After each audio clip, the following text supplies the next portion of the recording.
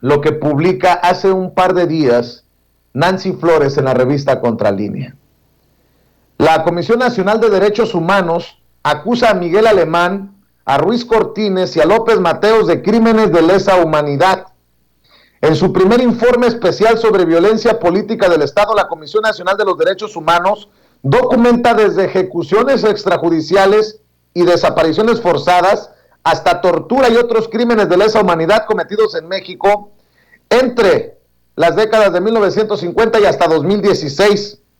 Para el cierre del sexenio de Miguel Alemán Valdés entre 1946 y 1952, el gobierno de Adolfo Ruiz Cortines 1952 a 1958 y el inicio de la administración de López Mateos, Adolfo López Mateos 1958-1964, acusa que las primeras huellas de la violencia política de Estado en México se encuentran en casos paradigmáticos represivos de inicio de la década de 1950, en los operativos coordinados por el Estado Mayor Presidencial contra manifestantes del 1 de mayo de 1952, por ejemplo, y contra los militantes del enriquismo el 7 de julio del mismo año. Y porque estamos en este proceso de juicio a expresidentes, de memoria histórica, de comisiones de la verdad, me parece algo relevante, importante, urgente platicarlo, y me da mucho gusto saludar a Nancy Flores, precisamente periodista de la revista Contralínea. Nancy, ¿cómo te va? Muy buenas tardes. Hola Vicente, buenas tardes, muchas gracias por la invitación. Oye, pues sí, fíjate que este es un informe que saca hace un par de días la Comisión Nacional de Derechos Humanos y es muy, pero muy importante por lo que tú dices, Vicente. Fíjate que aquí se da cuenta de que el Estado mexicano ha operado para eliminar a los opositores desde la década de 1950.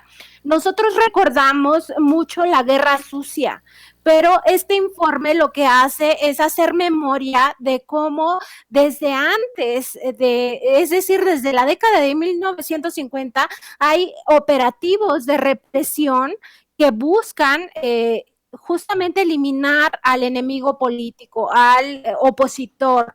Y esto es fundamental, sobre todo por lo que tú dices, Vicente, por la coyuntura en la que estamos viviendo, porque es momento de hacer memoria como mexicanos de qué son los crímenes del pasado y la importancia que tiene en este momento que vamos a ir justamente a una consulta ciudadana para juzgar los crímenes del pasado, para que se nos pregunte si es necesario justamente juzgar estos crímenes de lesa humanidad. Y este informe nos habla de muchas cosas que no debemos olvidar. No solamente se trata de cómo operaban desde el Ejército, el Estado Mayor Presidencial, la Dirección Federal de Seguridad, sino en general todas las instituciones, porque además dice que incluso las instituciones de salud, por ejemplo, estaban involucradas en desaparecer a los enemigos del gobierno, y no es que fueran enemigos realmente, o sea, eran personas que buscaban una sociedad mucho más justa. Y entonces hay movimientos, como tú mencionabas al principio de esta charla, como el enriquismo, que fue totalmente, digamos que avasallado, ¿no? Por esta fuerza estatal. Y estos operativos, además, hacían uso de cárceles clandestinas. El propio reporte hace un recuento de 3 direcciones. La más importante, por supuesto, es el campo militar número donde físicamente se desaparecían los cuerpos, es decir, se cremaban a todos aquellos a los que ya se les ejecutaba extrajudicialmente, y entonces se desaparecía para siempre. Por eso muchas personas pues no han aparecido a lo largo del tiempo. Y el punto es que ahora estamos por ir a esta consulta ciudadana sin precedentes, esta consulta popular, y que nosotros debemos de tener todos los elementos a la mano para decir que sí, que se juzgue a esos criminales del pasado, ¿no? Porque ahora parece que el discurso, todo esto que estabas poniendo hace un momento, es como si viviéramos en la dictadura ahora, cuando nada que ver con lo que se vivió en los siglos, en el siglo pasado, a partir de 1950. cuenta, ¿no?